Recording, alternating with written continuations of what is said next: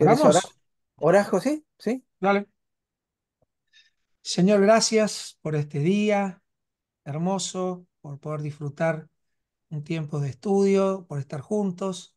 Queremos pedirte una vez más, Señor, que tu Espíritu Santo esté abriendo nuestra mente, nuestros oídos, corazón, asimilando y guardando cosas y que podamos deleitarnos en tu palabra, Señor. Gracias por Aldo y su familia, los bendecimos en tu nombre y te pedimos, Señor, también por todos los que estamos participando y con agradecimiento oramos en el nombre de Jesús. Amén. Amén. Amén. Bueno, vamos a tratar de retomar un poco lo que vimos el otro día. No sé si por ahí tienen alguna reflexión o alguna pregunta para hacer. Yo les tiré el tema este de por qué David había empezado esta cuesta abajo en la rodada, como dice el tango. Eh, Porque después de que el propio Saúl le confirma que él va a ser el próximo rey, eh, dijimos, él se empezó a sentir el próximo rey, y si bien no lo atacó nunca a Saúl, pero ya empezó a demandar que lo trataran como rey. Por eso pasó lo de Nabal, por eso lo de Abigail, eh, porque él ya estaba posicionándose mentalmente en eso, y de alguna manera empezó a andar mal, se fue a vivir con los filisteos. Dijimos que durante todo ese tiempo no escribió ni siquiera un salmo, es decir, fue un gran valle en la vida de David, apartándose de todo, e incluso no se lo ve a David orando o participando de una vida de conexión con Dios, como habíamos dicho. Sí, realmente había perdido mucha espiritualidad. Y estaba viviendo con los filisteos, y justo acontece en 1 Samuel 28 que los filisteos se reúnen para pelear contra Israel. Y el rey Aquís, que era el que le estaba dando cobertura, lo llamó y le dijo, te quiero llevar como mi guardaespaldas, eh, a David y a sus soldados, para protegerlo a él. Entonces, en el capítulo 28 versículo 3, em, versículo 2, le dice, muy bien, tú sabrás lo que hará tu siervo. Y Aquís le dijo a David, por tanto, yo te constituiré guarda de mi persona durante toda mi vida. Es decir, el rey aquí realmente le había llegado a tener afecto. Entonces, de golpe, Y confianza, Aldo, ¿no? y Porque, confía, claro, le está confiando en uf, su vida. Sí, ¿qué sí, te sí. parece? Eh, Sí. pero esto ocurre en el peor momento espiritual de David, en toda su vida hasta este momento, porque él siguió para abajo. Después llegará el momento de Betsabé y de Urías, de mandarlo al frente y todo esto que hizo David, que fue otro momento que ocurre en pleno disfrute de el placer máximo del reino. Aquí, en este momento, lo tenemos a David lo más alejado que pueda estar del reino, tanto que se fue del territorio. Este es el peor momento. Después pasa a ser rey, es como que vuelve a levantar, pero cuando está allá arriba con todo el poder, él está tranquilito en su palacio, mientras sus soldados están luchando contra sus enemigos. Por eso lo manda Urías en ese momento. Y ahí es donde vuelve a caer. Es decir, acuérdense que de lo que estamos hablando en todo este estudio largo que estamos haciendo es cómo perder el liderazgo, ¿se acuerdan? Fue muy claro con Saúl. Pero David, de alguna manera, los peores momentos que vivió en su vida fue cuando estaba allá arriba, en el pico del liderazgo. Por eso siempre repito, la peor cosa que le puede pasar a un líder es tener éxito. En este caso, Saúl le dijo, vos vas a ser el próximo, tenía soldados, hacían escaramuzas y robaban a los pueblos vecinos y no morían, volvían con un montón de botines. Estaba muy bien, pero espiritualmente era el peor momento. Tenían dinero para comer, tranquilidad en el pueblo en el que vivían, pero espiritualmente era el peor momento. Y después va a ocurrir lo mismo cuando está allá arriba, que ya tiene un montón de mujeres, que tiene su ah, eh, ¿cómo se llama? Donde vive, el palacio, eh, incluso la tiene a Betsabé porque justamente se va de mambo, el poder lo marea, porque el poder marea.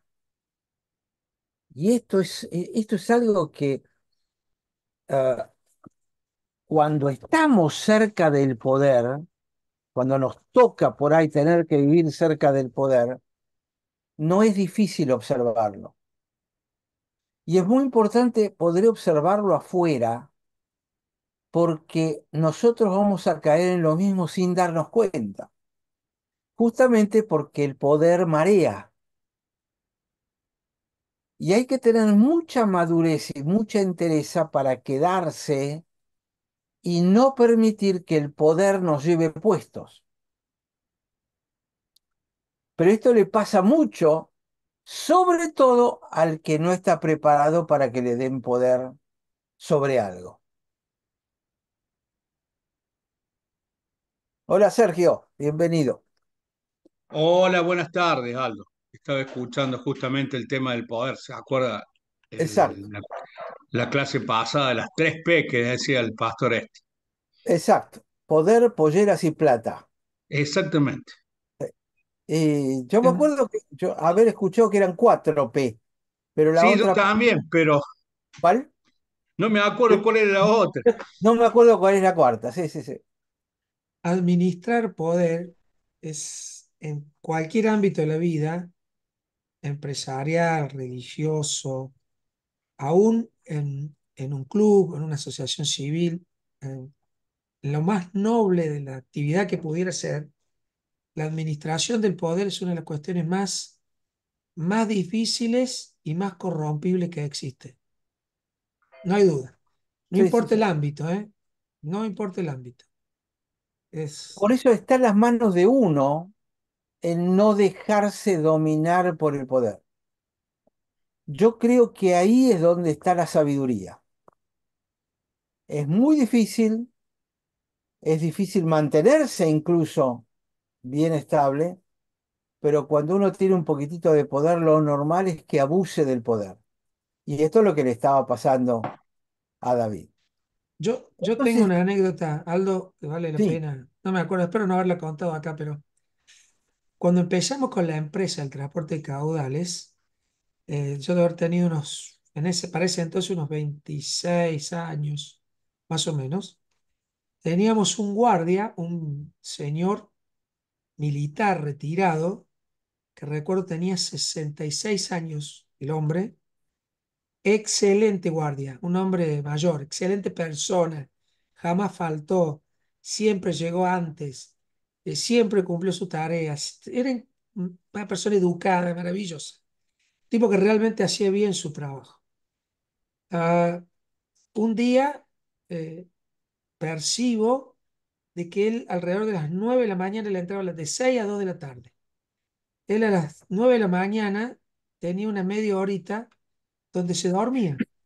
No, no es que quedaba dormido, sino que él empezaba a luchar con ese cabeceo cuando uno está en la guardia, ¿viste? bueno, por ahí nos había llamado la atención, bueno, puede uno cabecear, pero este hombre, eso ahorita era todos los días, más de una vez, por ahí lo encontramos así medio en esa actitud y él se ponía mal. Entonces, un día lo hablo con el médico laboral de la empresa y él le hace unos chequeos más puntuales, más específicos. Entonces me llama el médico y me dice, José, este hombre tiene un problemita del corazón, está tomando una medicación que lo agota. Ah, por eso, tipo 9 de la mañana, él se levanta a las 4 de la mañana todos los días y vivía a 10 cuadras de la empresa. A las 5:30 ya está en la empresa, está bañado, afeitado como buen milico. A las 6 toma su turno, a las 12 vuelve a su casa y después hace su vida, ta, ta, ta. Pero él físicamente no está en condiciones de hacer este trabajo. Y me dijo, literalmente, lo estás matando, porque eh, el esfuerzo que él hace está gastando su vida a una velocidad que él no puede. Y yo me quedo sorprendido, le digo, mirá, es una persona maravillosa, tengo una relación preciosa, no es alguien que quiero perder, no es alguien que quiero que se vaya. Me dice, depende de vos. Y en ese momento, por primera vez en mi vida, dimensiono lo que es el tener poder. De mí dependía despedirlo, de mí dependía conservar un buen empleado a costa de su propia vida, de mí dependía, o sea, fue una decisión de las más difíciles que tuve y yo creo que la gran lección para mí, que la historia termina, que yo hablo con él, le explico la situación, lo despido, lo indemnizo, el hombre llorando, pidiéndome que no lo despidiera. En ese momento me cuenta que tiene una deuda del hijo y que él trabaja para pagar un crédito que el hijo le dejó pendiente. O sea, la cosa se ponía peor y cada vez todo dependía de una decisión que yo tenía que tomar como gerente. Y en la intimidad, creo que la gran lección que yo aprendí es lo difícil de administrar poder, ser responsable con el poder y cuánto bien o cuánto mal puede causar la administración del poder. ¿Se entiende un poco la historia? Sí, sí, sí. Bueno, finalmente la historia termina con él despedido, explicándole que no lo podía hacer. El hombre después se buscó una changuita para hacer guardia de noche, era peor porque seguía la deuda con el hijo. El hijo vino a reprocharme que por mi culpa el padre. Bueno, pero yo no quería ser responsable de una crisis de salud peor. Pero al margen de eso, la enseñanza es, por primera vez sentí que la administración de poder era una situación de mucha responsabilidad y no un privilegio. Era algo serio, era una cosa que podía determinar el futuro de alguien, para bien o para mal, ¿no? Y Sí, eso a sí. mí me marcó para toda la vida. El tema es cómo administrar ese poder. Es poder tener la entereza, eh, digamos, moral y afectiva para manejarlo justamente, con justicia. Y realmente se torna difícil. Bueno, hasta David tuvo que sufrir estas consecuencias. Aquí lo que estuvimos viendo es cómo empieza la cosa. Y esto que estamos charlando no es algo que vayan a encontrar demasiado en los comentarios. Hay, en general, casi todos los comentarios de todos estos últimos capítulos hablan de, bueno, es una cosa rara en la vida de David, pero ¿saben qué? Yo no encuentro en esos comentarios mayores explicaciones de por qué pasan cosas raras. Lo que sí todos dicen, acá pasa algo como diciendo, no entendemos lo que pasa, sigamos adelante.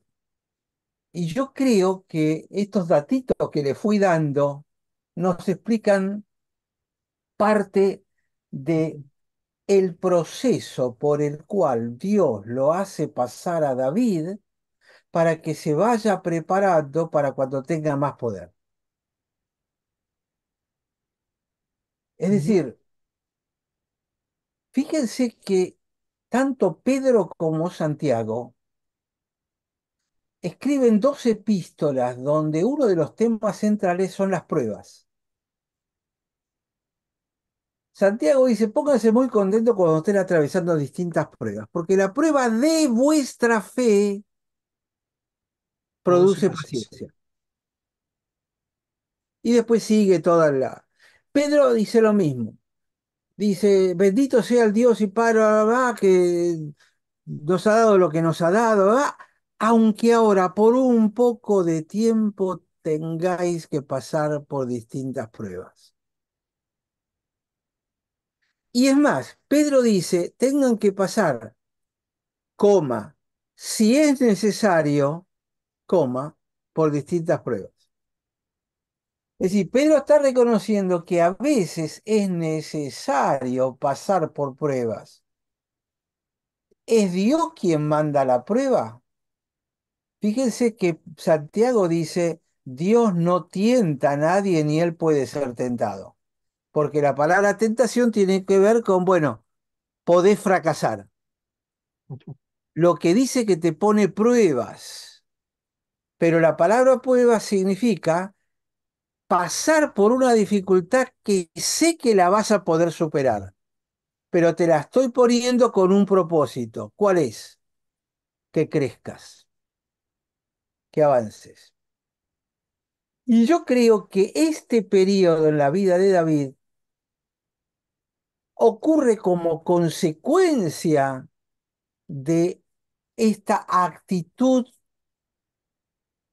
yo diría casi megalómana de David, que lo lleva a cometer estos errores, y Dios lo permite.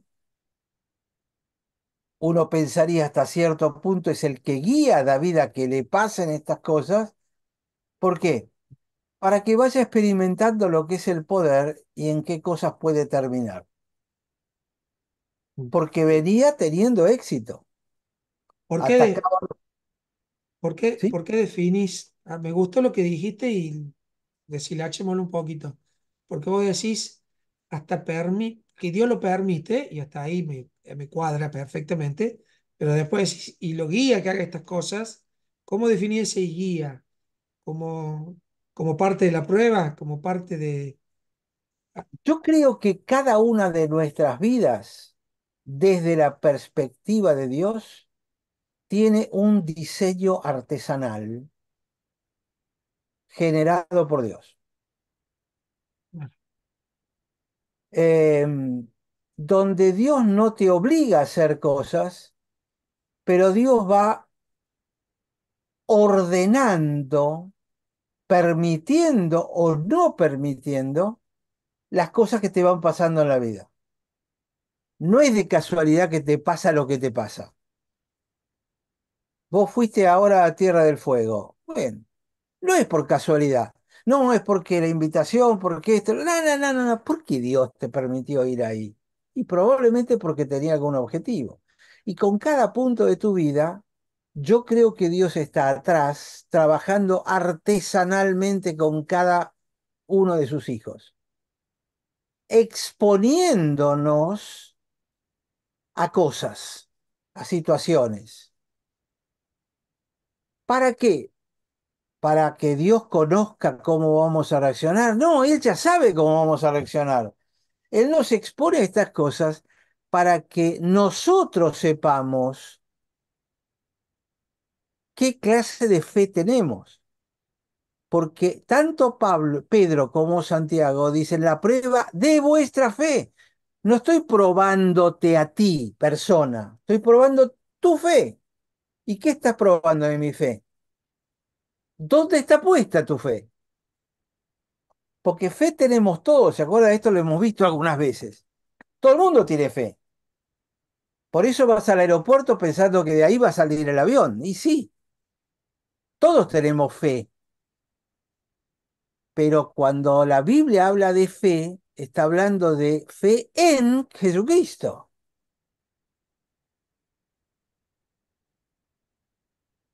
Entonces, lo que está siendo probado es, ¿vos tenés idea dónde está puesta tu fe? Sí, sí, sí, sí, yo sé dónde está puesta mi fe. Ahí es donde estamos en el momento de ebullición espiritual, ¿no?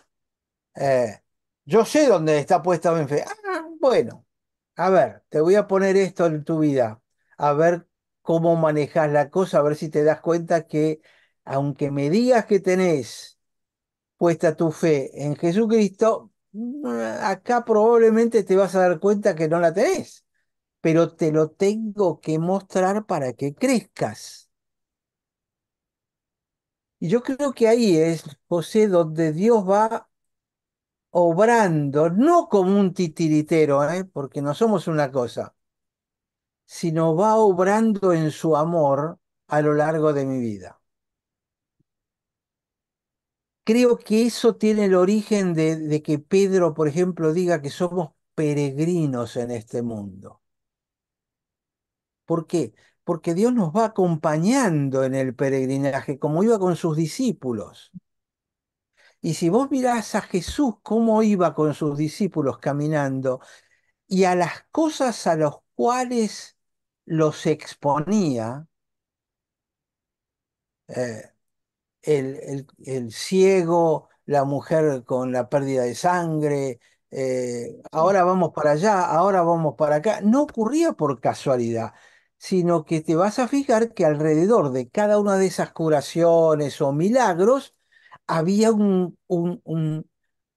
cúmulo de enseñanzas que antes o después estuvo discutiendo con sus discípulos. Estas relaciones matemáticas se ponen a hablar de Ujú. un tema donde los discípulos no veían la cosa y va a aparecer un ciego al cual tiene que curar. Algún ciego lo cura de una, a otro ciego lo cura dos veces, anda a ponerte el barro y anda a lavarte, a este lo curo directamente. Pero si vos mirás el contexto del capítulo anterior y el capítulo posterior, te vas a encontrar que siempre estaban hablando de algo donde ellos no podían ver. O cuando cura un paralítico, hay toda una historia de hay que moverse, hay que caminar y hay que seguir para adelante. Y cuando aparece un leproso, hay una enseñanza de los rechazados y los aceptados que está alrededor del leproso curado. Si nunca el milagro de Jesús es aislado, no ocurre por casualidad. Ujú. Por eso es que el Padre lo va guiando y le dice, ahora anda para allá, ahora tenemos que ir para el otro lado, es necesario que yo vaya para acá. Pablo, no vayas a Asia Menor, cruzá a Europa. O no cruces a Europa, quédate por acá. Y te va llevando, porque a medida que te va llevando, te va enseñando, te va madurando. ¿Por qué? Porque él lo que quiere, el objetivo, es formar el carácter de Cristo en ti. No es que te pasen cosas, es que esas cosas hagan madurar tu carácter. Ese es el objetivo de Dios. Desde el momento en que empezamos nuestra conexión con Él, Él nos va guiando de esa manera. Por lo menos es como yo lo entiendo, ¿no? Artesanalmente. ¿Alguna? Único, ¿Eh? único. Exactamente. Alguien- Alguna vez, déjame que te comparta esto. Eh, ahí estás viendo la pizarra, ¿sí? Sí. Sí. Em, Está cargando, está cargando. Ahí está. esperen, a ver, ahí, esto, así. Em, esto es lo que quiero mostrar. Em, yo algunas veces he enseñado esto. Vos naciste, ugh, hace mucho que no la uso, así que ¿cómo hago para escribir acá? ¿Estás compartiendo pantalla? Ujú. Sí, la pizarra, ¿no? Pero la pizarra estás compartiendo, Sí. me parece que estás compartiendo otra cosa. ¿Sí? Sí, porque estás moviendo nuestros nombres.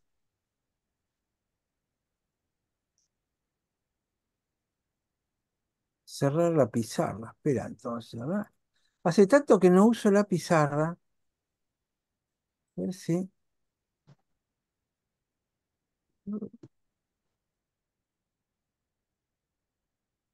No, debiera ser la pizarra. ¿Vos querés para escribir algo? Sí, A ver. No, pero poné compartir pantalla y después elegir la pizarra. sí, eso hice. Y no sé por qué se está moviendo eso. Espera que Esas son nuestras.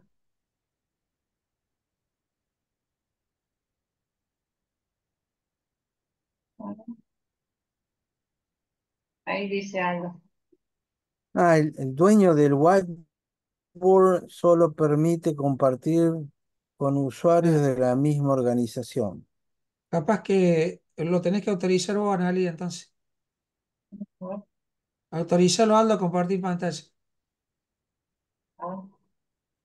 Ah, a lo mejor puede ser eso, ¿sí?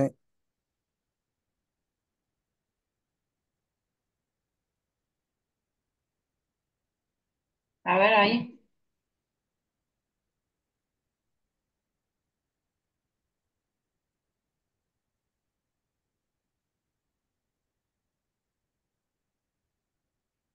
No, no, no. Bueno, no importa, se los explico.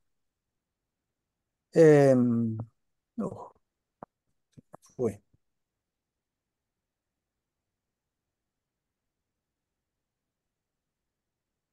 Y se lío, cerrar la pizarra. Em,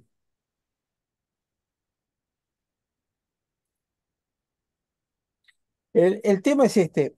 Yo dibujo, imagínense una cadena con anillos, Eslabones. eh, con, con anillo agarrado, ¿eh? Una cadena con muchos anillos. El hogar donde naciste es el primer anillo, digamos. Eh, Tu maestra de escuela primaria es el segundo anillo. Em, Qué sé yo, algunos de tus compañeros de la primaria son otro anillo más. Después viene tu escuela secundaria, la maestra de acá, el pastor que por ahí conociste y te enseñó algo, y cada persona que pasa por tu vida es un eslabón de esa cadena, hasta que llega un momento donde en el imaginario evangélico hay un eslabón que no es del mismo tamaño que todos los demás, es un eslabonazo, lo llamo yo. Un gran eslabón, enorme. ¿Quién es? El que te predicó el evangelio. Porque hemos sobrevalorado a aquella persona que te presenta el evangelio. Y le damos mucha manija en la iglesia para que la gente eh, comparta el evangelio y entonces esa persona vuelve a la iglesia. Ayer traje al Señor a 5 personas. Y esa persona empieza a sentirse el gran eslabonazo. No se siente un eslabón más de la cadena que Dios está armando artesanalmente y poniendo en ese orden todos eslabones de igual importancia, porque sin los eslabones anteriores, el gran eslabonazo nunca hubiese existido. Entonces, todas las personas que influyen en tu vida tienen la misma importancia, porque algunas influyen en ciertas cosas, otras influyen en otras cosas, pero no hay que te distinga y que te haga mayor que los demás, y en especial aquel que te presentó el Evangelio. ¿Por qué? Porque en definitiva esa persona no puede traer a nadie a Dios. El que la trae es el Espíritu Santo. Ahora, el Espíritu Santo te utilizó para que vos puedas a lo mejor tener el privilegio de escuchar a la persona entregar su vida a Dios. Conformate con eso, pero ¿sabés qué? No sos más que los demás. No sos un eslabonazo. No sos el gran tipo que trae gente. ¿Se acuerdan en las películas del viejo oeste? varios de ustedes son demasiado jóvenes, pero seguramente por ahí Rodolfo y Sandra se deben acordar cuando se batían a duelo y uno mataba al otro con el revólver. ¿Se acuerdan que en la culata del revólver hacían una marca con el número de personas que habían matado? Pero a veces hemos fomentado en la iglesia esta idea de que aquel que tiene el don de presentar el evangelio y conseguir resultados es como el Wyatt Earp de la iglesia. Entonces, él viene con todo la culata del revólver marcada de todos los que ganó para Cristo. A mí me pone los pelos de punta ese concepto de ganó para Cristo.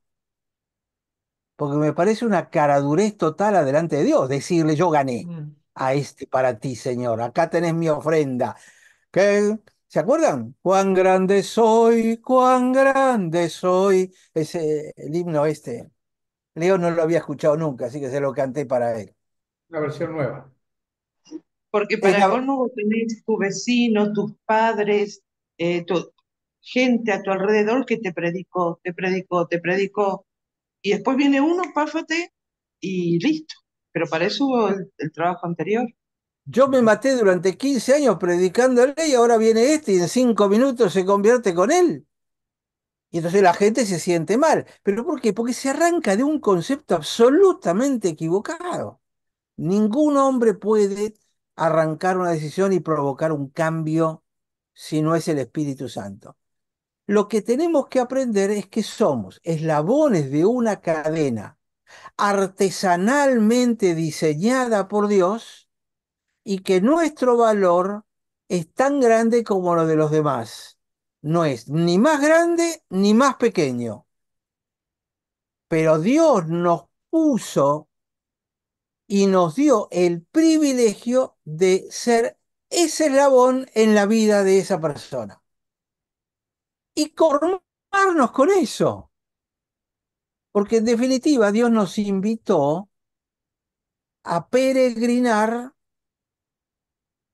generando eslabones para los demás.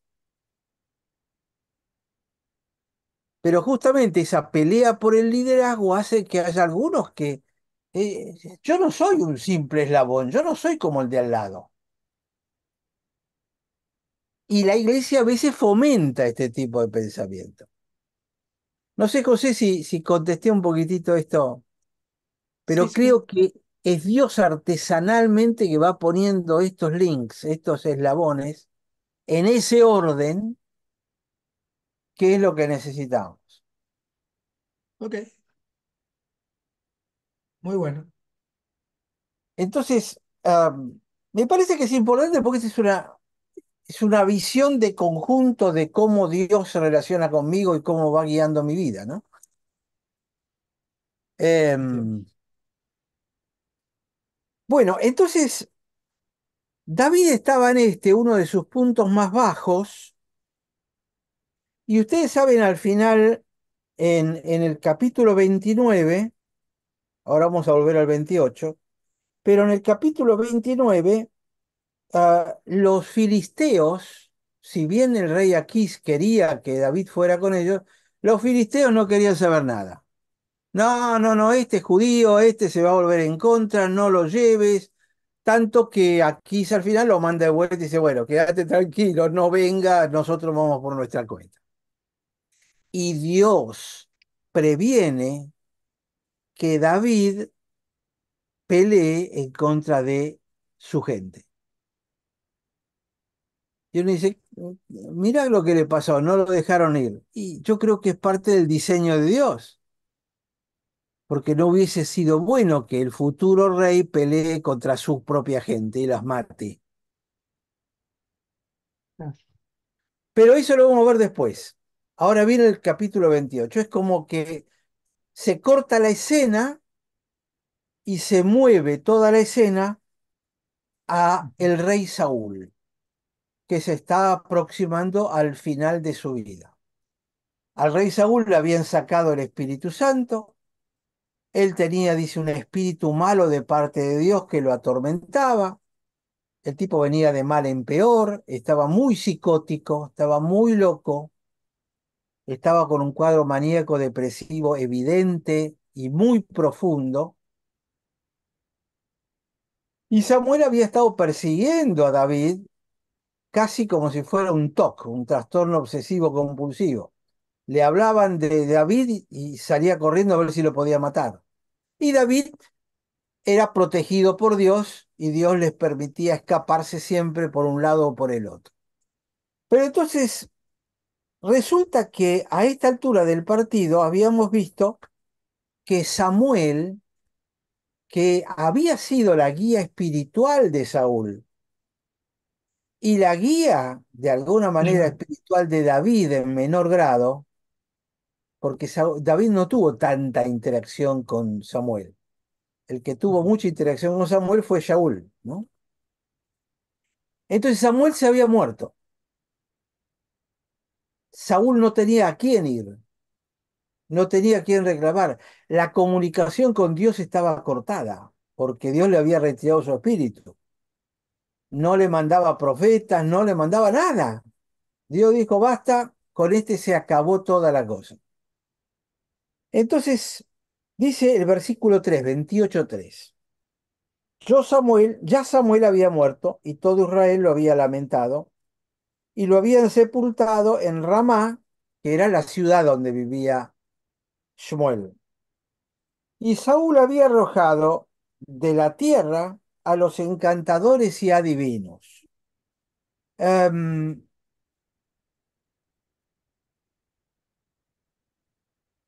los, esto lo había hecho Saúl, Ujú.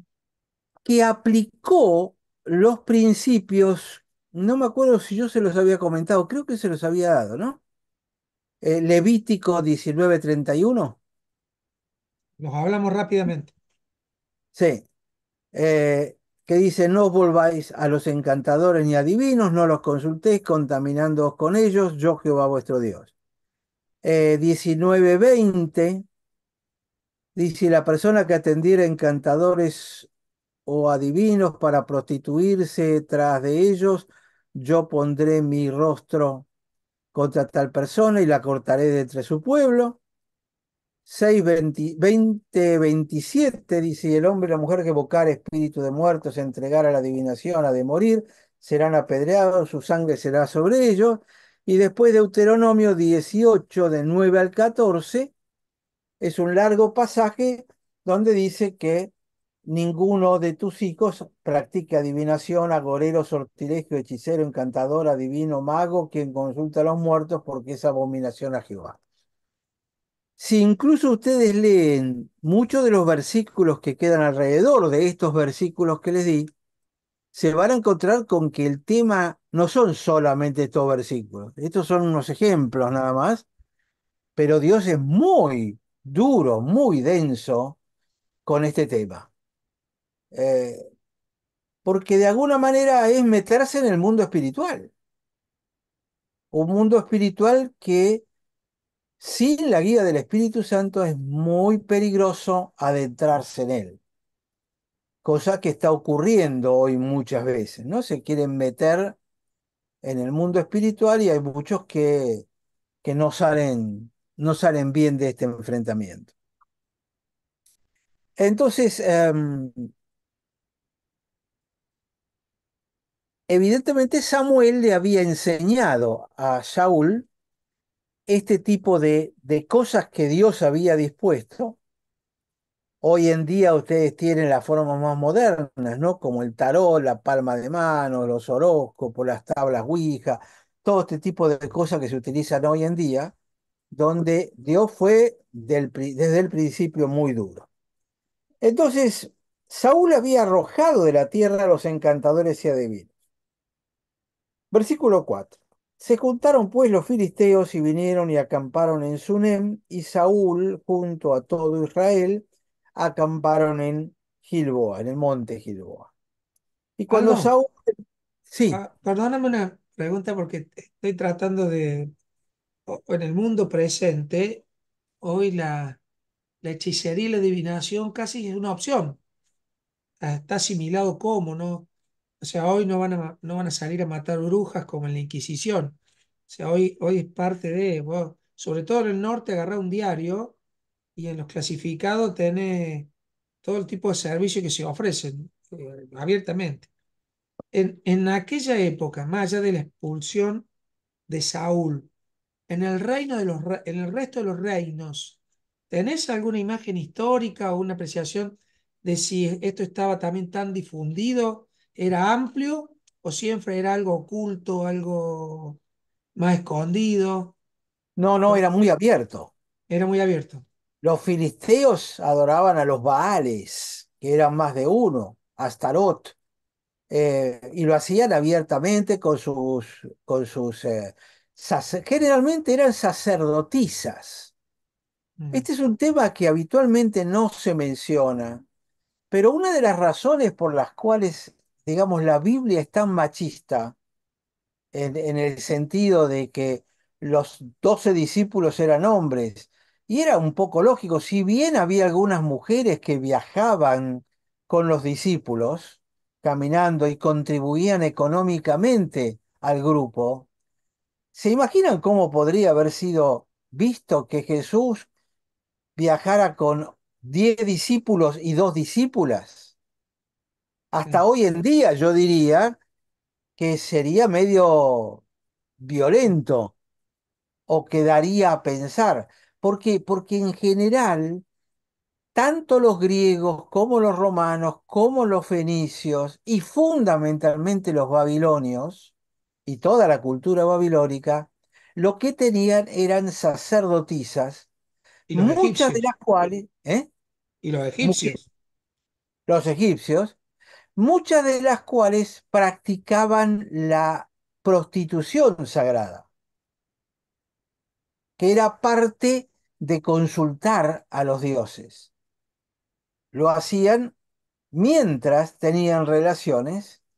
Entonces, por eso tiene que ver con el cabello largo y muchas de estas costumbres que aparecen en la Biblia, sobre todo cuando Pablo escribe a las iglesias de Grecia, Primera Corintios, Segunda Corintios, hay muchas de estas normas que tienen que ver específicamente con esto, en que eran las mujeres las sacerdotisas que se interponían. En Babilonia era Semiramis. Ahora estamos llegando a, a las Pascuas y aparecen elementos, por ejemplo, como la rosca de Pascua o el huevo de Pascua, que lo celebramos tan inocentemente. Sin embargo, tanto la rosca como los huevos de Pascua están relacionados con la diosa Semiramis y el rey Marduk. Resulta que Semiramis era la esposa de Marduk. Marduk muere, pero resucita en su hijo que viene flotando en un huevo. Y de ahí deriva esto de que para esta época, que tiene que ver con el solsticio, uno de los solsticios, ¿no? El comienzo de la primavera en el norte, eh, tiene relación con la primavera, significa vuelven las flores, vuelven las plantas, vuelven la cosecha, vuelve Marduk. Y la imagen más común de María con el bebé en brazos, que generalmente lo atribuimos a la diosa Luna, a la que adoraban en Egipto, con su hijo, originalmente es una imagen que proviene del imperio babilónico y de los imperios previos, los caldeos, los sumerios, que tenían la imagen de la madre con el niño. En el momento en que Constantino declara oficial la Iglesia Católica, le da unos pesos a los sacerdotes de estas religiones para que se pasen con templo y con ellos a ser católicos o cristianos, digamos, porque no existía el catolicismo todavía.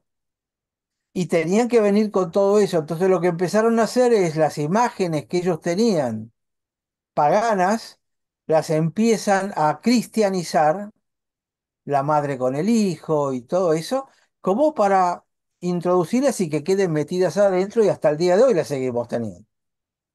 Yo no sé si ustedes conocen un libro que se llama Babilonia, Misterio Religioso. Si nunca lo leyeron, quizá cuando terminemos esto lo podemos hacer, porque tiene un montón de estas cosas que son increíbles y que normalmente la gente no lo sabe, aún dentro de las iglesias, ¿eh? Pero, pero esto era la importancia de lo femenino y creo que tiene una enorme razón de ser dentro de la iglesia de hoy, con esta pelea de si la mujer entra o no entra, que es sacerdote, no es Ujú. sacerdote, puede interceder o no, por qué no hay mujeres, y algunos se pelean a favor, otros en contra, pero hay que conocer toda la historia para poder después eh, entender un poco mejor este tema, ¿no?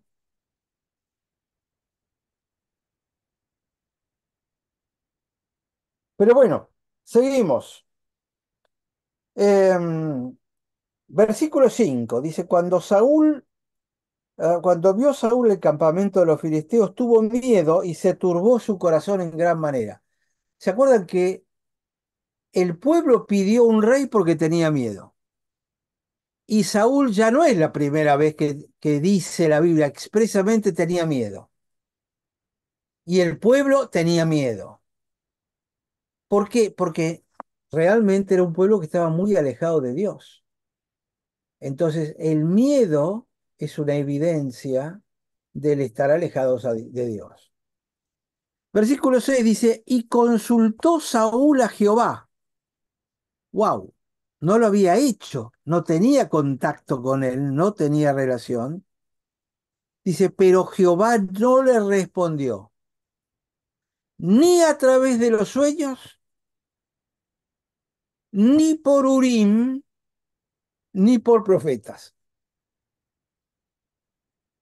Si me preguntan qué es el Urim, nadie lo tiene demasiado claro.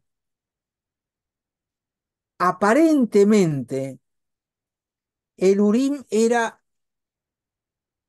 o una piedra, era un elemento físico que probablemente consultaba el sumo sacerdote o alguien sacerdotal que utilizaba para ponerse en contacto con Dios y que Dios le diera mensajes. Hasta Aldo, ahí ¿era Urín y Tumín o el Urín es, solo? era Urim y Tumim, Ah, aunque acá figura solamente lo de Urim. Pero y es tan dudoso todo no se alrededor de explica Urim y bien, Tumim sí, no que se uno no explica bien. puede hacer doctrina de esto, ¿viste? Y Pero decía evidente, que era como echar suerte, pero no es echar suerte porque era como consultar a Dios, o sea, no sé, no se eh, explica mucho. yo me lo imagino más o menos como la tabla Ouija, A ese nivel. pero la tabla Ouija sería lo diabólico, Ah, pero me refiero a algo a través de lo cual yo puedo tener algún tipo de mensaje. No sé si era en letras, en imágenes, en palabras, vaya a saber cómo era que y van a saber cómo funcionaba. era, porque no hay. No hay nada. Ahora, Pero bueno, esto era medio tirado los pelos, ¿no? Lo del No, Urim. pero lo usaba el sumo sacerdote eso. exacto. Mm. Y si no Yo, me equivoco, los sacerdotes con efod podían utilizarlo. Es decir, no tenía que ser el sumo sacerdote Ah, eso no solamente. sabía. Creo que el efod es una especie de estola, como Sí, usan ahora en la Iglesia Católica, que les da cierta autoridad como para hacer este tipo de cosas. Em, pero tampoco ni por profeta, es decir, Saúl buscaba algún profeta que le venga a decir, pero Dios no le mandaba ningún profeta. Es decir, que el problema de Saúl es que estaba incomunicado. ¿Se acuerda? Yo creo que se los dije el otro día. hay una cosa que Dios nunca hace, que es cortar la comunicación. De lo que yo conozco, el caso más claro donde sí cortó la comunicación es con Saúl. Ya lo había descartado totalmente. Pero Dios busca siempre que la comunicación con sus hijos no se pierda. Versículo 7. Entonces Saúl le dice a sus criados, búsquenme una mujer que tenga espíritu de adivinación. Acá se muestra lo apartado que estaba Saúl de Dios. Cuando Dios no le contesta, él sigue buscando. Tráigame una mujer para que yo vaya a ella y por medio de ella pregunte a Dios. Y sus criados le respondieron, he aquí hay una mujer en Endor, y Endor es una localidad. La vez pasada uno de ustedes me había preguntado qué era, qué significaba Sí. Endor. Es simplemente eh, es una localidad que tiene espíritu de adivinación. Ahora, también lo hablamos el otro día, las letras en hebreo tienen significado, cada letra, ¿no es cierto? Em, y la palabra Endor, en cuanto a letras, es interesante porque tiene básicamente tres letras, la Aleph, Dalet y Resh. Aleph es la primera letra del abecedario y que de alguna manera coincide con Dios. Es como pongamos, Aleph quiere decir Dios. La D, el Dalet, Dalet en hebreo significa puerta. Una puerta es lo que comunica dos habitaciones o separa dos habitaciones. Entonces el concepto de Dios en la primera letra, una puerta que comunica o que incomunica a este Dios, ¿con quién? Con la R. Y la R, se dice Resh en hebreo, es el símbolo del hombre, es la cabeza del hombre vista de perfil. Si ustedes me ven así, es esto, la R. Entonces, las tres letras son Dios, puerta que se comunica con el hombre. Si quieres saber qué es Endor. Solamente tomando las letras, yo le digo que estoy fascinado con este estudio que estoy haciendo, porque uno empieza a mirar las palabras críticas en hebreo, qué significa justicia, qué significa shalom, todo esto, y cuando empezás a analizar la letra con la que está escrito y lo que significa cada letra, esa palabra que tiene un significado es como que se amplía porque cada letra es un mundo en sí mismo y está conectado con el significado de la palabra. Es algo que ustedes lo miran en castellano, no tiene ninguna conexión, en griego tampoco, es algo absolutamente típico del hebreo. Pero bueno, a medida que vamos viéndolas, se los voy tirando, porque realmente me resulta fascinante hasta el idioma en que Dios nos habla. No es las palabras que usa, es las letras que usa y lo que significan. Entonces, la adivina de Endor es la divina que pone en comunicación a Dios a través de una puerta con el hombre. Y ahí es donde va Saúl. ¿Está? Póngalo ahí como con un chismecito en el costado, eso que se anota en el margen, ¿no? Entonces, consíganme esto. Y sus criados le respondieron: hay una mujer en Endor que tiene espíritu de adivinación. Y se disfrazó Saúl.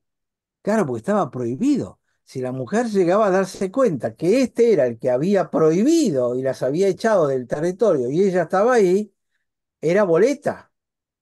Entonces, él se disfraza y se puso otros vestidos y se fue con dos hombres y vinieron a aquella mujer de noche, como para que no los vean al rey yendo a consultar con una divina. Y él le dice, yo te ruego que me adivines por el espíritu de adivinación y me hagas subir a quien yo te dijere. Es decir, él va a consultar a Samuel con sus ganas. Y la mujer le dice, he aquí tú sabes lo que Saúl ha hecho. Significa la mujer realmente no se había dado cuenta eh, que este era Saúl. Es decir, su capacidad de adivinación estaba medio restringida, evidentemente, ¿no? Porque si no, algún demonio se lo hubiese dicho, ojo que este es Saúl. Em, Tú sabes lo que Saúl ha hecho, como ha cortado de la tierra a los evocadores y a los adivinos. ¿Por qué pues pones tropiezo a mi vida para hacerme morir?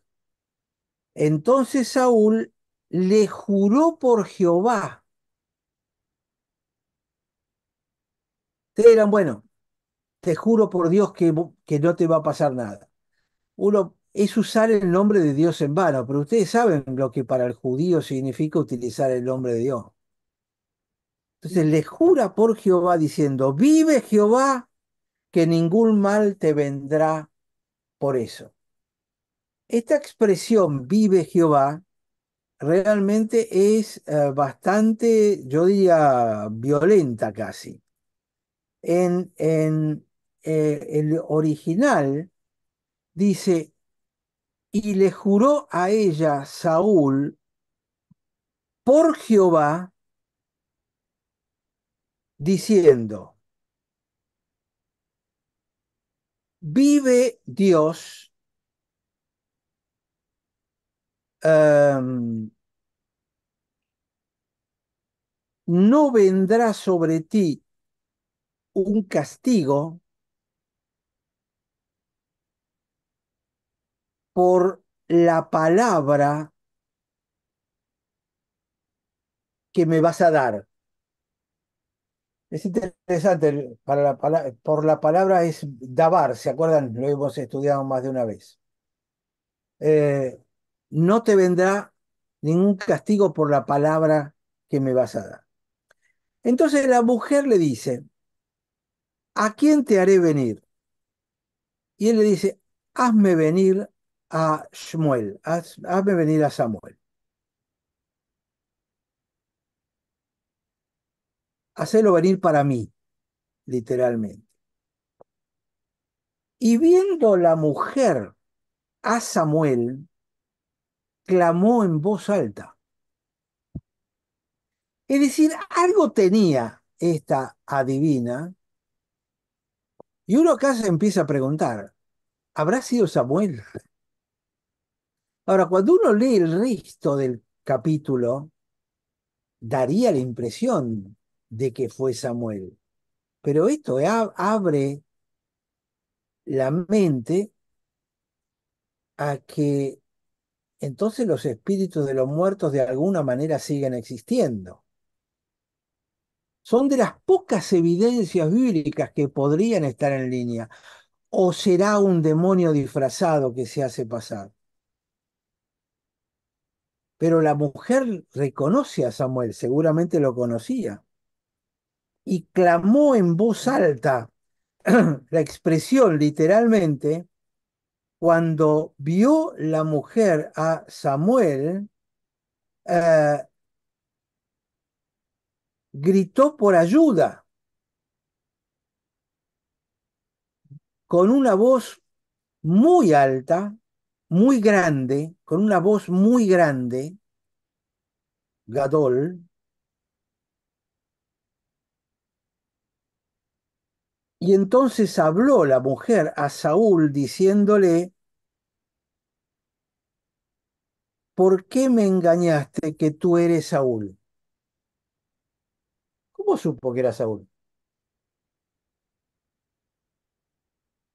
Lo ve a Samuel, la mujer grita, es como que Samuel le cuenta a la mujer que ese hombre es Saúl. Habíamos quedado en hablar de esto, ¿no? Claro, como que Samuel le dice, Como que imagina. Samuel le revela a la mujer que ese es O, Saúl. O simplemente puede ser que ella, al reconocer a Samuel, y se da cuenta que Samuel ha estado ligado toda su vida a Saúl. ¿Por qué viene a consultar al profeta si no es el que lo consultaba antes? Algo tiene que haber sido ahí una... Pero Para mí, era un profeta, lo iban a consultar mucha gente. sí, bueno, pero no sé, primero este es un tema difícil para mí porque no lo manejo. Pero segundo, todavía estoy pensando si realmente era Samuel, todo lo que eso significa. Che, se puede ir a consultar a un muerto, o sea, de alguna manera es real que aparezca. Esto es un mundo extraño, Dios dice que está prohibido, claro, pero pero evidente, sería posible. ahí Y esa es arrancamos, la interpretación. claro, ahí arrancamos. Y a partir de ahí, ¿qué papel puede jugar? ¿Es es un espíritu engañador? ¿Es realmente algo que tiene que ver con Samuel? ¿Qué es la ¿Y otra qué? posibilidad? O es el espíritu de Samuel verdaderamente, o esto es un demonio que se hace pasar por Samuel. Ahora, la reacción de la divina es muy llamativa, porque es una mujer que se supone que está acostumbrada a este papel. Pero acá Una, ocurre algo que está fuera de su experiencia habitual. Sí, ahora la Sergio. escritura no hubiese sido explícita en decir un espíritu engañador que se hacía pasar como Samuel. Yo pienso Siempre me exactamente, lo pregunté. sí, yo pienso exactamente lo mismo que tú. ¿Les Ahora, puedo leer lo que dice sí, la versión Kadosh? Un comentario. sí, sí. Dice, este es un suceso único en las escrituras. La sorpresa soltó un alarido del terror y sorpresa. Su sorpresa revela su duplicidad y la falsedad de toda comunicación pretendida con los muertos, porque si ella esperaba que esto sucediera, no hubiera estado tan sorprendida y aterrorizada. Digamos, se dio algo que nunca ella había visto, ¿no?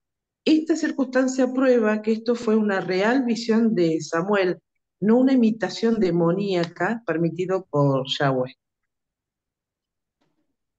Yo Ojo, creo ojo, eso ojo. personalmente, es mi interpretación, pero es una interpretación. Creo que uno no, es difícil hacer un dogma de esto y decir, esto es lo que ocurrió. Pero la reacción de la mujer es demasiado llamativa.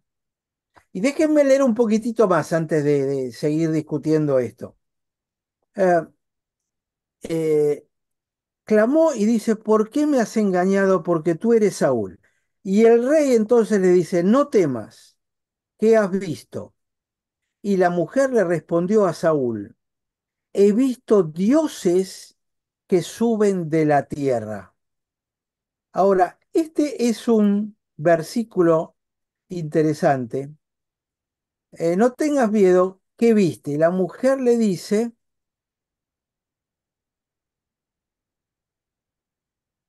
Elohim vi ascendiendo afuera de la tierra. La palabra Elohim, ustedes saben que es la palabra para Dios. El Dios creador es el Elohim. La abreviatura es El, Rafael, Daniel. Pero Elohim es, en el principio creó Dios los cielos y la tierra. Bereshit bara Elohim, el único nombre que usa para Dios es Elohim. En el capítulo 2 es cuando aparece Yahvé o Jehová. Ahora, la palabra Elohim en hebreo es una palabra plural, no es singular. Yahvé es singular. Elohim es una palabra plural. Y uno como cristiano dice es Padre, Hijo y Espíritu Santo. Y los judíos lo que van a decir está en plural porque los reyes, cuando hablaban, decían nosotros creemos y hablaban en plural porque eran representantes de todo el pueblo. Cuanto más Dios es el representante de todos los hombres y por lo tanto tiene un nombre plural. la terminación IM en hebreo es plural.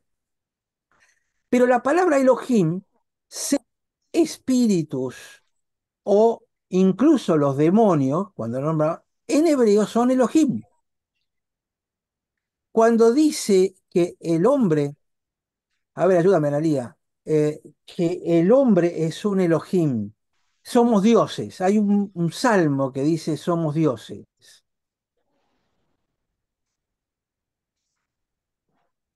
No sé si era el Salmo 8.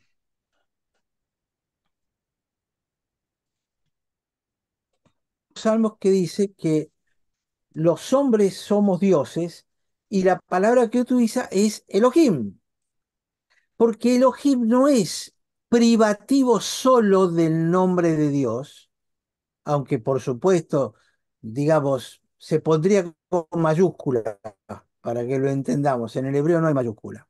Pero Elohim se aplica a los dioses, a los espíritus, a los demonios. Todos son Fí- Elohim. Fíjate el Salmo ¿No? 82:6, Aldo. ¿Qué dice? Salmo 82:6. Yo dije, vosotros sois dioses y todos vosotros hijos del Altísimo, pero como hombres moriréis y como cualquiera de los príncipes caeréis. Supongo que es el pasaje que te referís. Perdón, ¿podés repetirlo? Porque se me trabó el internet un segundo. Salmo 82:6. Sí, sí, Yo dije, vosotros sois dioses y todos vosotros hijos del Altísimo, pero como hombres moriréis y como cualquiera de los príncipes caeréis. exacto.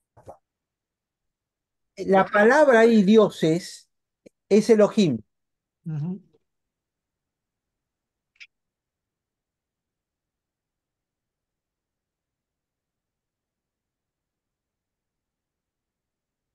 Denme un segundo. ¿Hola? ¿Están ahí? Sí. ¿Sí? Sí, ¿Sí? sí. Cambié de servidor porque no me estaba fallando. Eh, Ahí en el Salmo ese, esa palabra, ustedes son dioses, es Elohims. Elohim. Ustedes son Elohim. Es decir, que es una palabra muy común dentro del hebreo, que nosotros siempre la pensamos es Dios, no, tiene otro significado. Pero lo interesante de esto es que dice que la mujer vio dioses, Elohim, ascendiendo afuera de la tierra. Es como que tuvo una visión sobrenatural donde le aparece Samuel, pero la mujer ve Elohims subiendo de la tierra. Yo interpreto eso como demonios saliendo de la tierra. ¿Por qué? Porque está apareciendo Samuel para mí. Para mí era Samuel. Es mi interpretación. No lo tomen como dogma, ¿ok? Yo creo que este realmente fue Samuel que se aparece. Y la santidad de Samuel que llega hace huir despavoridos a los demonios que estaban alrededor de Saúl, perturbándolo y de toda la situación en la casa de esta bruja. Pero es muy llamativo Es estos muy. versículos cuando los ponemos juntos.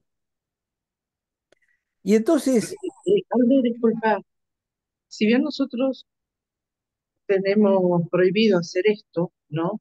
Y acá en la versión Kadosh dice que Jehová lo permitió. Esto también tenemos a Lucas 9 con Jesús, Moisés y Elías. Y bueno, ese es otro pasaje donde estaban ellos junto a Jesús. correcto, Eso no. ocurre lo siguiente. La Biblia me habla de seres sobrenaturales, que nosotros llamamos ángeles.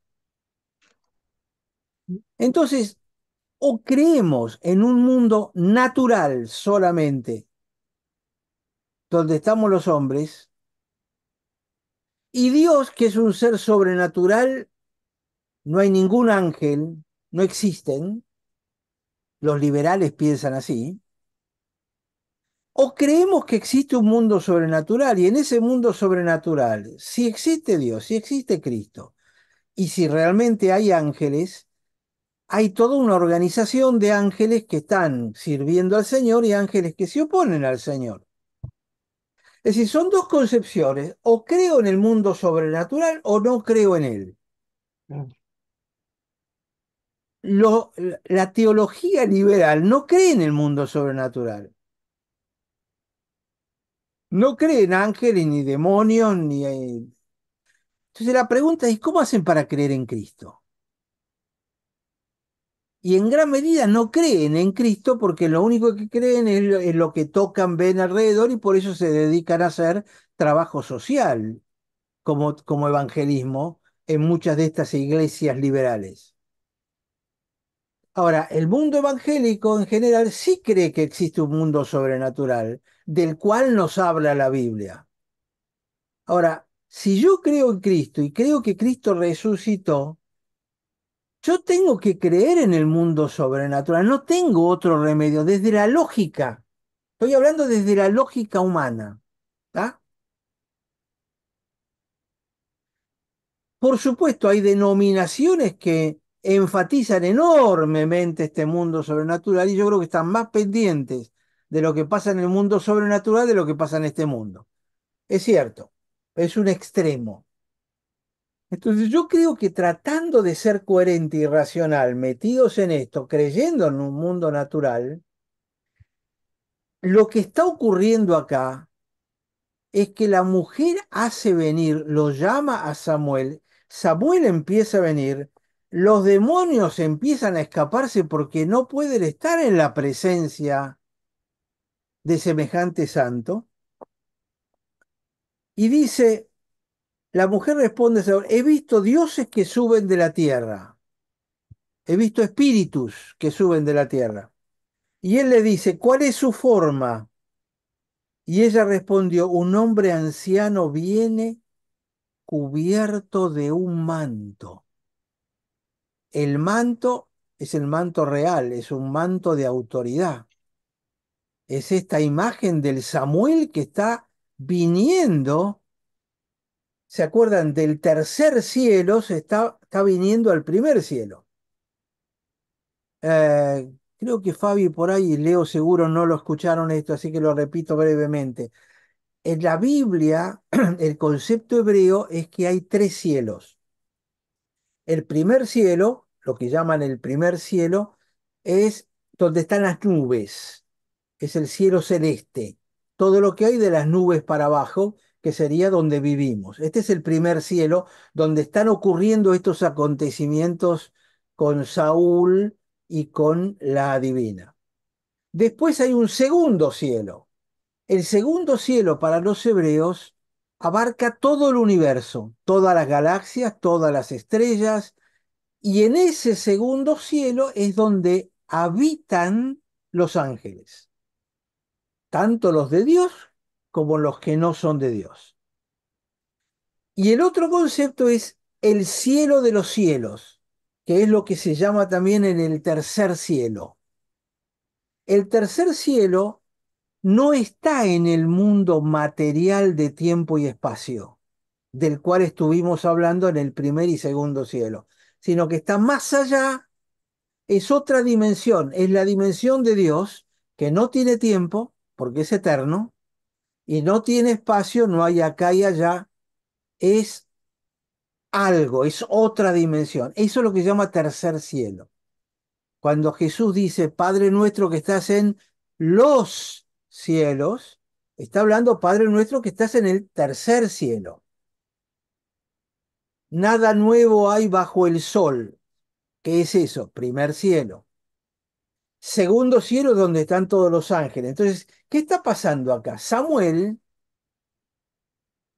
que presuntamente en esta época estaba en el Sheol, ¿se acuerdan? Era el lugar donde iban los muertos hasta que llegara el Mesías, que es Cristo el sábado de Pascua, baja al Sheol y asciende a los cielos llevando cautiva la cautividad. ¿Qué significa? Llevándose a todos aquellos que estaban esperando al Mesías a lo largo de los años que estaban en el Sheol, los lleva al tercer cielo, a la presencia de Dios, y está fuera del tiempo. Este Samuel está viniendo, metiéndose en el segundo cielo y está entrando en el primer cielo para encontrarse con la divina y con Shaul, y los demonios escapan a donde, al segundo cielo, que es su lugar natural. Por eso en el libro de Job, estoy haciendo es un recontra resumen de algo que estudiamos con José, creo que con Sergio, durante un año. En el libro de Job dice que los hijos de Dios se vinieron a presentar delante de Dios y Satanás venía de andar y rodear la tierra, primer cielo. Se presentan en el tercer cielo, es decir, tienen acceso eventualmente al tercer cielo, pero no viven en el tercer cielo. ¿Se entendió un poco más? No, no quiero armar demasiado despiole. Entonces, lo que está ocurriendo acá es una... Aldo, perfecto. Lo único en mi razonamiento no entiendo si Samuel estaba en el tercer cielo, eh, porque todavía no está Jesús. Hay esa aparición de Samuel. ¿Te ubicas la pregunta? Mira, perfecto. Es una buena, incluso cuando lo mencioné el Sheol, pensé específicamente en eso. Digo, por ahí no me lo preguntan y zafo de una respuesta difícil. Yo creo lo siguiente: el hebreo pensaba que estaban en el Sheol. Ujú. Jesús los sacó del Sheol y los llevó al tercer cielo. Cronológicamente, en, en el tiempo terrestre, hubo hasta la muerte y resurrección de Cristo un Sheol y después de eso un tercer cielo a donde están viviendo. Ahora, el tercer cielo está fuera del tiempo, es Ujú. eterno. Por lo cual, esos que ascendieron con Jesús y que están en el tercer cielo, donde no hay tiempo, han estado ahí desde la eternidad. Parece medio ridículo, ¿no? Mezclar una cosa con No, otra. no. Si no, no es Pero fácil yo creo explicar. que el Sheol es una forma de explicarse los hebreos a dónde iban hasta que llegara el Mesías. Eso explicado desde nuestra perspectiva terrenal. Claro, claro. Pero si vos te parás en el tercer cielo, donde está Dios, todo lo que está ocurriendo en el tiempo está afuera. Él está por arriba de eso, está más allá de eso, porque Dios habita la eternidad. Por Claro, es eso como los un eterno, un presente eterno lo de Dios. O sea, exactamente. Pero también hay tiempo e historia, porque antes de la fundación del tiempo él había diseñado un plan de salvación y estaba Cristo, dice, y viene la nueva Jerusalén bajando. Todo esto tiene que ver con una dimensión que está más allá de nuestra nuestra comprensión. capacidad, claro. Exacto. En Uno realidad, trata de explicarlo con palabras, a ver si podemos razonarlo un poquitito, pero realmente está más allá de nuestra capacidad de comprensión. en realidad nuestra necesidad de ponerlo todo en una línea de tiempo cronológica es lo que dificulta entender Claro. estas cosas. Porque Bueno, nuestro cerebro está dentro del tiempo. mm, Claro, es finito. Claro, ¿Eh? claro. Entonces lo que estoy planteando es simplemente una forma de tratar de explicar cosas que normalmente, díganme si no es así, en la iglesia estas cosas no se hablan No, nunca. no se habla. Jamás las vas a escuchar Algunas cosas desde de un estas las púlpito. hablamos en el Instituto Bíblico, Exacto, pero muy, muy, muy por encima. exacto, exacto. Es que, Entonces, claro, no hay conocimiento, es cierto. entonces, he visto dioses que suben de la tierra. ¿Cuál es su forma? Un hombre anciano viene cubierto de su manto. Saúl entonces entendió que era Samuel y humillando el rostro a la tierra hizo gran reverencia. Y Samuel le dijo a Saúl, Y esto es otra de las expresiones que resultan interesantes. La Biblia dice, Vayomer Samuel el Shaul. Es decir, y le dijo Samuel a Saúl.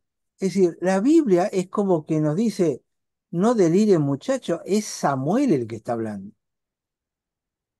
La Biblia lo está afirmando. Claro, a eso es a lo que me refería. La Biblia dice que es Samuel. O sea, y es Samuel. Para mí es Por Samuel. eso, por eso fui al original, yo estoy leyendo el original, Vayomer Samuel el Shaul. Es decir, le dijo Samuel a Samuel Saúl. a Saúl, ¿por qué me has perturbado? ¿Por qué me has molestado trayéndome? ¿De dónde? Y eso es lo que estábamos hablando. No hay otra posibilidad que de un espacio. Ahora, la pregunta es, los hebreos pensaban que el Sheol estaba abajo de la tierra, ¿no? Ujú, El problema es que no hay, la tierra es redonda, entonces abajo de la tierra significaría nada más en el centro de la tierra. A lo mejor el Sheol no estaba abajo de la tierra, sino que ya estaba en el tercer cielo de alguna manera, esperando que apareciera. Que yo estoy especulando acá, ¿no? ujú. Y Como sí. para tratar de meterlo en la mente. Dice, ¿por qué me has molestado haciéndome venir? Y Saúl respondió, estoy muy angustiado porque los filisteos pelean contra mí. Yo que Samuel le hubiese dicho, ¿y por qué no los mataste cuando los pudiste matar? Sino que le diste la posibilidad de recuperarse. Dios te los entregó en la mano un montón de veces. Y bueno, no hiciste lo que tenías que hacer, ahora te las tenés que aguantar. Yo, Samuel, le hubiese contestado eso. Y sigue, los vienen contra mí. Y Dios se ha apartado de mí, como si Samuel no lo supiera.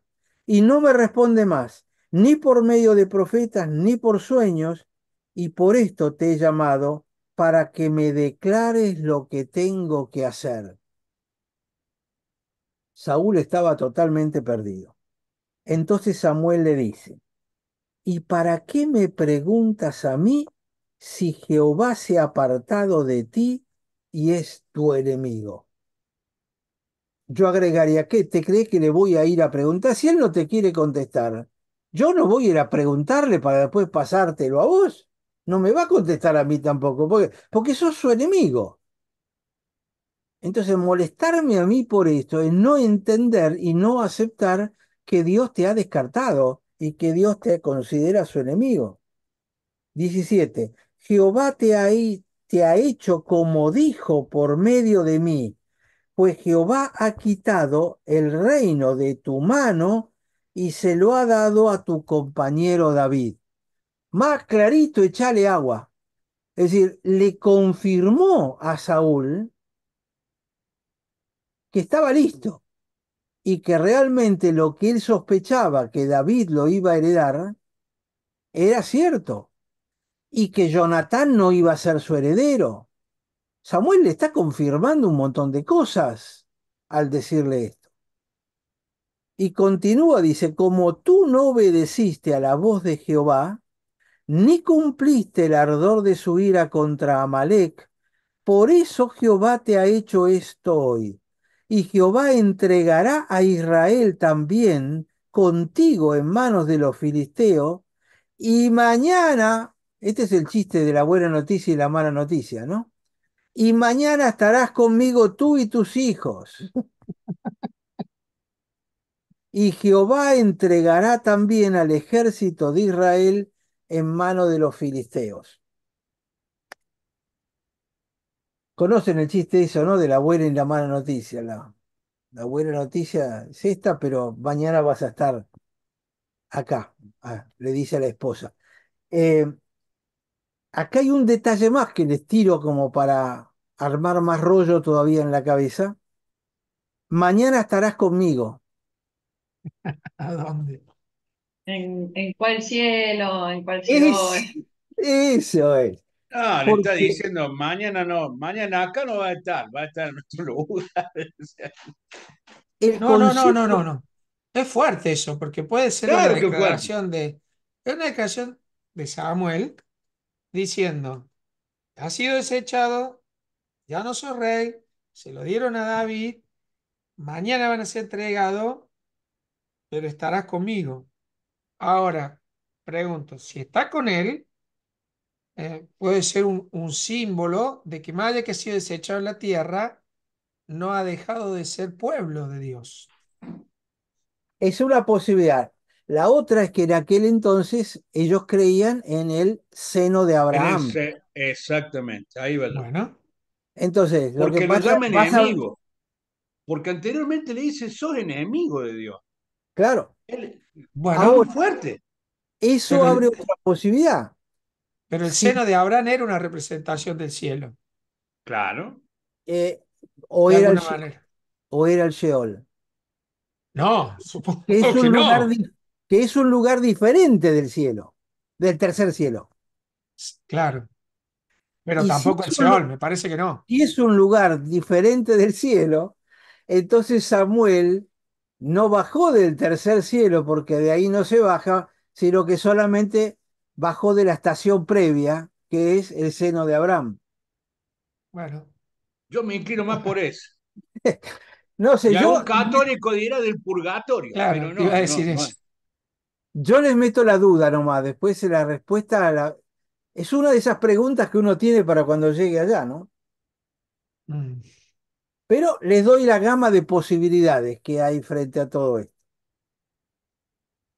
Y a su vez sigue siendo profeta a un muerto. Eso es lo loco. Claro, le Mañana profetizó. estarás vos y tus hijos, cosa que ocurrió al día siguiente. Ujú. No Sigue pensaría que siendo... ya muerto. O Che, sea, sin duda que era ¿por, Samuel y no era un espíritu cachorrero.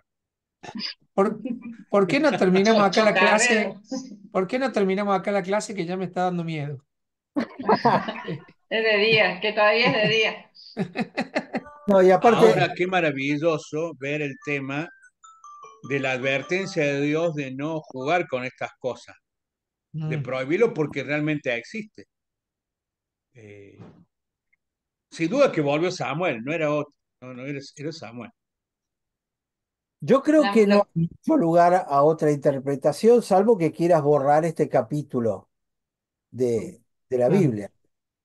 Claro, lo es que me llama imposible. la atención es que, o sea, me hizo acordar a Balaam, que Dios utiliza a gente que no está en el Señor, que quiere maldecir, para bendecir, para llevar la palabra, porque digamos, la medium terminó siendo un instrumento para que se comunique, o sea, Dios utiliza a las personas como quieren.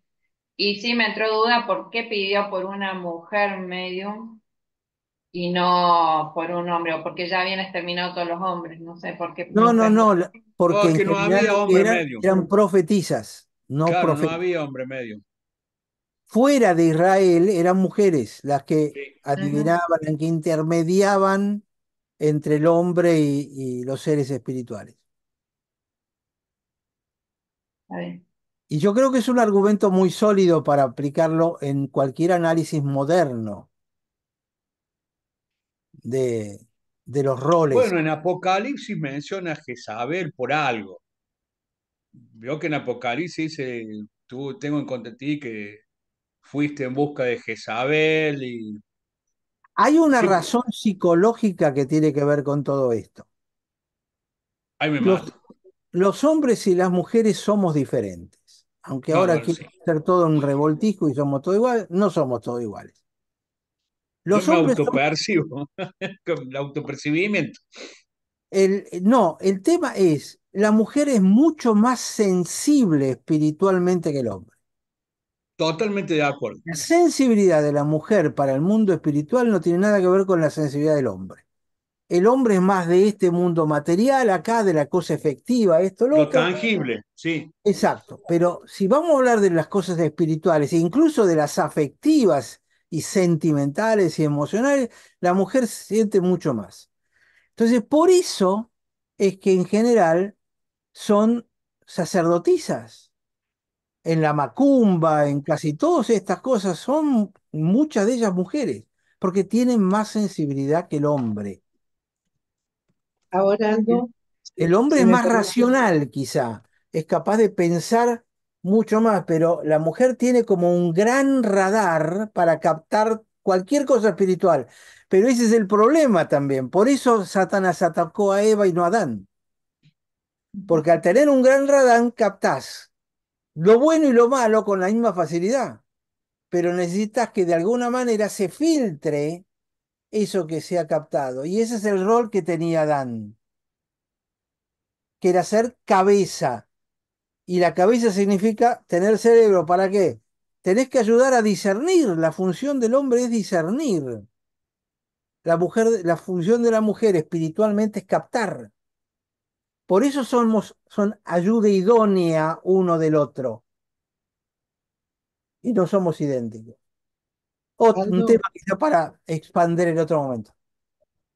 simplemente quería decir que José Luis hace un rato dijo que nosotros queremos a Dios plasmarlo en un papel, ponerlo en la línea del tiempo y todo, y poner a Dios en una cajita para estudiarlo. Y Dios se maneja de esta manera, y esto creemos nosotros, ¿no? Nos cerramos en eso porque yo tengo la verdad según mi entendimiento.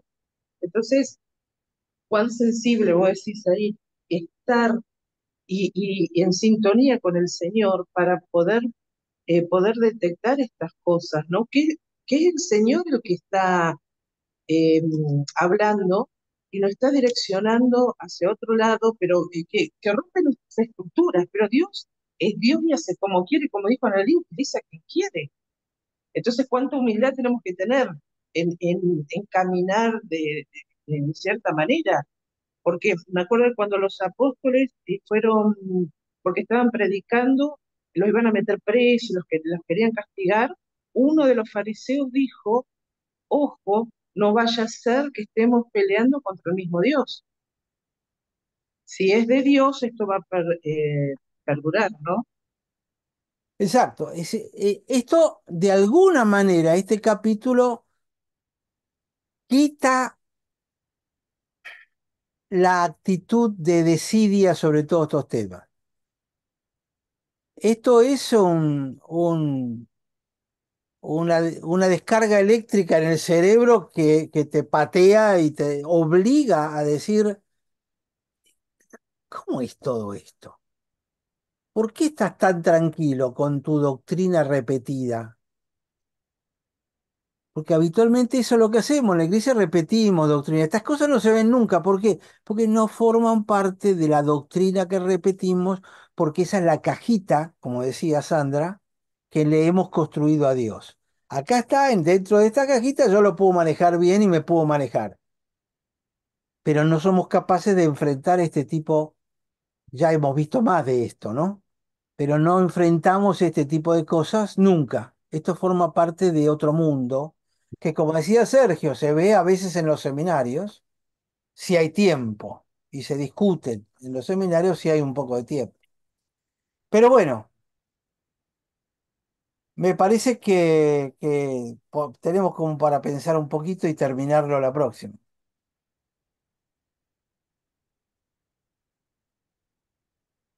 Perdón, Leo, si armé un lío profundo en... Para nada, para nada. Si no Aldo, Pero salí corriendo hoy, va a salir firme. nunca más. Aldo, Ana Sí, tiene una pregunta acá al lado mío. Gracias. adelante. Hola, Aldo. Hola, Anita. Eh, Estaba escuchando, pero bueno, estaba sin micrófono hasta ahora. A mí me impactó que le diga a Samuel que es enemigo de Dios. Es fuerte, a mí más que todo lo otro que hablamos, decir, o sea, que Dios te diga que sos enemigo, enemigo de Él, es muy fuerte. ¿Tiene algún otro significado o solo porque se apartó, no cumplió el mandato de Dios? Em, 16, déjame ver la palabra. Y dijo Samuel, por qué me preguntas? ¿Ah?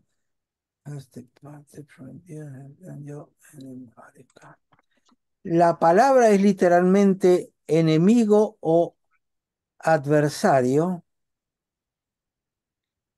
es interesante, la palabra es arca. am, no es adversario, que normalmente en hebreo es Satán o Satán, O Satanás, claro. no es eso, es la palabra enemigo, es el que lucha contra otro, tu enemigo, literalmente, no hay, Ujú. pero es que me fijo, a ver, primera Samuel, el Salmo 139, a ver, espera. Salmo 139, 20 usa la misma palabra, dice, contra ti impíamente y tus enemigos toman. Hay dos aparece dos veces nada más la palabra. Es una palabra original. La raíz es ar y ar quiere decir, es un lugar en Moab. eh,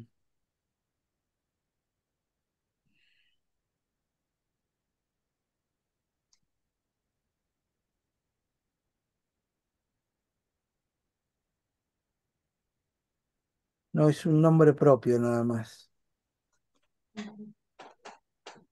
Pero es un nombre de una localidad en Moab. Si ustedes se acuerdan, Moab era un territorio enemigo de los judíos. Sí.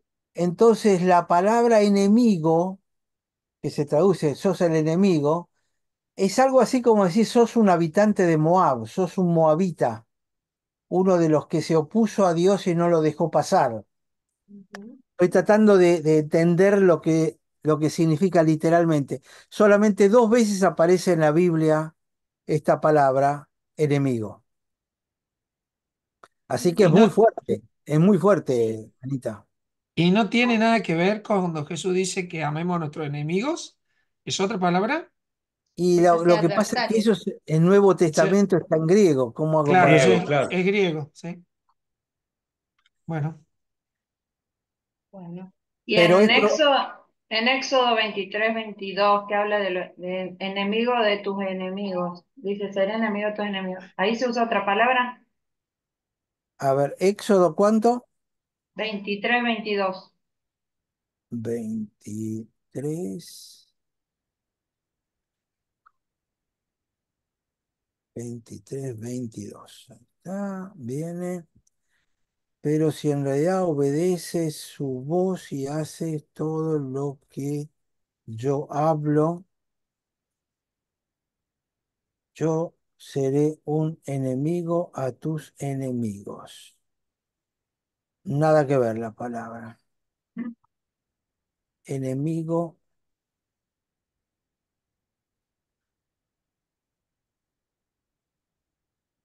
oyer, participio de ayaba. Y, ayaba. En ese caso, la palabra significa los que son hostiles. bueno. Es Ajá, como que enemigo es el que peleó contra ti, y estos son los que son hostiles. 340 veces aparece esta palabra que vos me estás mencionando, el ser hostil. claro. Estos Y son debe los ser hostiles. la que usaba David cuando se refería a sus enemigos todo el tiempo. Claro, claro. Pero es interesante que la raíz de la palabra esta enemigo, es decir, Saúl se convirtió en un habitante de Moab, Ujú. que hizo las cosas, los moabitas hicieron las cosas que hicieron. ¿Se acuerdan que no los dejaron pasar por su territorio? Les ofrecieron pagar y no querían saber nada. Y entonces, ¿qué hizo? ¿Qué hizo el pueblo de Israel? Le dio la vuelta, lo rodeó y entró igual en la tierra prometida, pero rodeando la tierra de Moab, como diciendo yo a esto, ni siquiera lo piso. Y si se fijan, es justo la actitud que Dios ha tomado con Saúl. Nunca más le contesta, no le habla, y el propio Samuel le dice, yo no le voy a ir a preguntar a Dios por vos, ¿cómo me voy a meter en ese territorio? tiene coherencia, ¿no? La palabra que usa. Ujú. Qué Bueno, rico que es saber el idioma original. Eh, Porque la traducción, fíjate que enemigo en todas las versiones que encontrás dice enemigo igual. Dicen que traduttore è un traidore. El traductor es un traidor porque cambia el origen profundo de la cosa. Ujú. Eh, Fíjate que la palabra enemigo, si me voy a las letras de la palabra, tiene dos letras. La primera letra es el ojo, es ar. Entonces la A significa el ojo y R es el ojo del hombre. Y la palabra, la letra A de este caso, significa percibir luego de engaños, pasar de lo invisible a lo visible. Y es la letra 70. Ustedes se acuerdan con los números lo que significa el 7 multiplicado por 10. Es decir, la palabra enemiga significa percibir luego de engaños, y lo engaño tiene que ser pasar de lo invisible a lo visible con respecto al hombre. Es decir, aquel enemigo ahora se percibe que salió lo que estaba oculto en él. Y es interesante porque es la última palabra prácticamente. ¿Dice algo más Samuel después de eso? Se manifiesta, es decir, sale a la Sí. luz lo que tenía, lo que era. Exacto. Simplemente lo que estoy haciendo ahora es traduciendo las letras de la palabra enemigo, que está acá. ¿Se acuerdan que yo les dije este nuevo estudio que estoy haciendo que me está volando la cabeza? Totalmente, totalmente. Porque ya no es palabras, ya es penetrar Bueno, detrás. pero tiene que ver, hablo con lo que dice la palabra, palabra por palabra, letra por letra, tilde por tilde. Ahí tiene Ni una, sentido. ni una J pasará, dijo Jesús. Claro, Ni una Yod, que es la letra más chiquitita. El propio Jesús dice, la Biblia, ni una letra. tiene sentido ahora. ¿Cuántas No sé, veces le hemos hecho decir cosas a la Biblia que no eran? yo me estoy metiendo en esto todavía, así que le estoy compartiendo mi ignorancia, pero cada vez que me meto a analizar una palabra, Es eh, riquísimo. a mí me llama la atención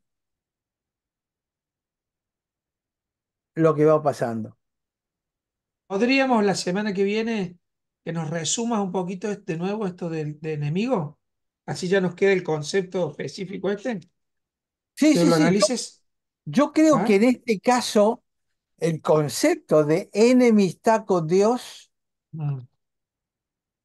eh, es, yo lo que voy a hacer es volverme a leer lo que hizo Moab cuando Israel trató de pasar por su territorio, porque me da la impresión que de ahí va a salir más claro este concepto de enemigo, de esta palabra que está usando específicamente en este caso.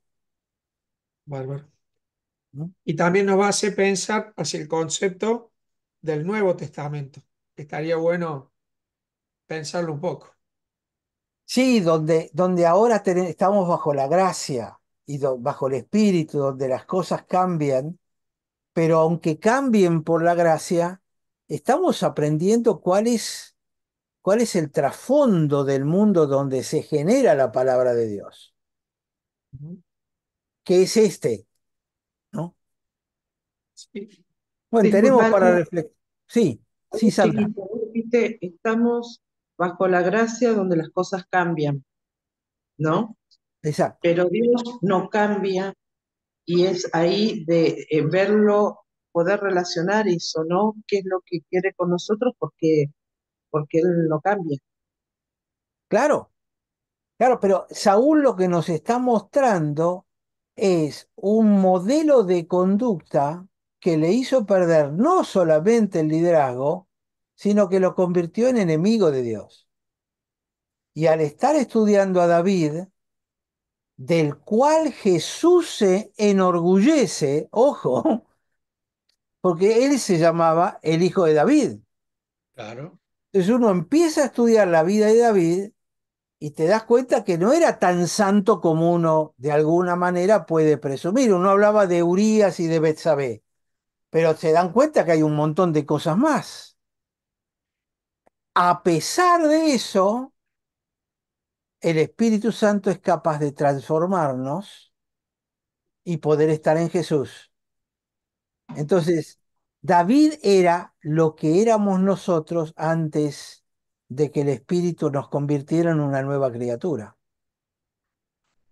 Ahora, si yo lo digo con estas palabras, estoy diciendo, esto es lo que era yo antes de convertirme. Y en el fondo, el viejo hombre sigue siendo este David, que tiene rasgos de Saúl también. Esto es lo que todavía somos. Estamos en el proceso de ser cambiados, transformados. ¿Somos nueva criatura? Sí, ¿por qué? Porque el Espíritu Santo nos hizo nuevos. Pero eso no quiere decir que ya no tengamos ningún problema, seguimos teniendo a Saúl y a David adentro. Entonces, cuanto más conozcamos de Saúl y David, más reconoceremos las cosas que Dios tiene que trabajar en nosotros todavía para seguir creciendo y para que tengamos el carácter de Cristo. No, el otro detalle que me gusta, no sé si es la Reina Valera, pero cuando el versículo siguiente dice, y se lo ha dado a tu compañero David, como que también Samuel lo ubica, en realidad tu enemigo no es David, sino ha sido Jehová, porque digamos, por cómo rehusó y por con quién estaba luchando, en realidad no era que estaba luchando contra David, estaba Contra luchando David, contra claro. Dios. Exactamente, exactamente. Déjame ver la palabra 28:17.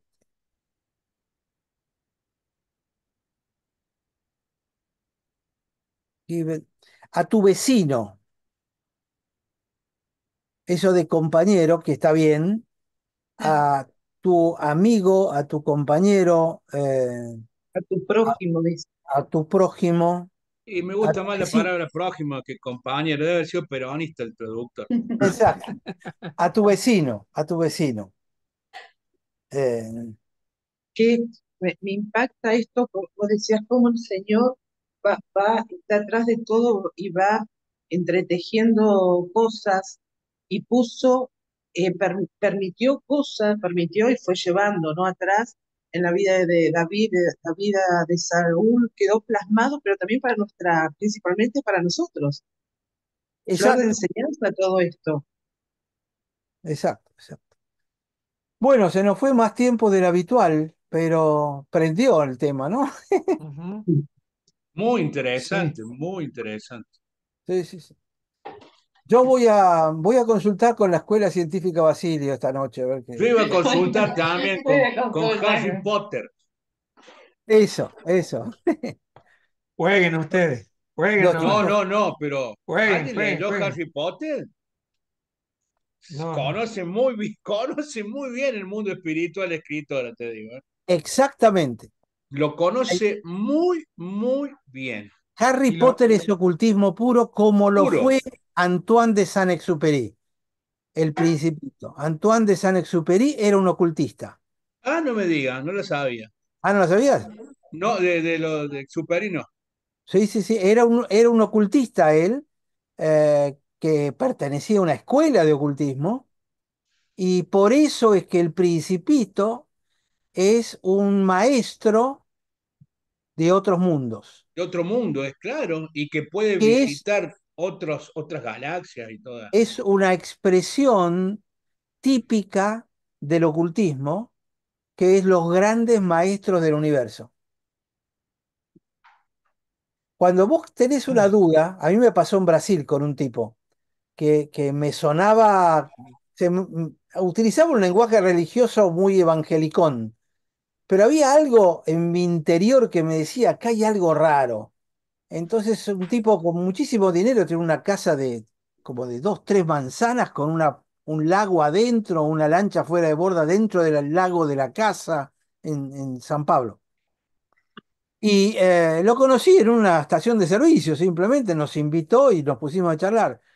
Tenía que ir a un lugar, entonces me fui en el auto y yo me daba cuenta que algo pasaba y le digo, sí, porque, hablando de Jesús, le digo, sí, porque es uno de los grandes maestros del universo. Le tiré. Fue un anzuelo. Tenés que ver cómo se transformó su cara y picó. E inmediatamente se enganchó con, claro que es uno de los grandes maestros porque hay otros y ahí se deschavó y ya nos dimos cuenta de quién era y nos fuimos Empezó a a la nombrar a casa. todos los otros, claro. Pero es algo para recordar, si alguna vez se encuentran con alguien que parece cristiano pero hay algo raro, usan la frase los grandes maestros del universo, porque les van a decir que Buda, Claro, Mahoma, vos. Jesús y otros más son grandes maestros. A veces hay que ser manso como serpiente y astuto como serpiente, ¿no? Manso como... Bueno, chicos, lo dejo.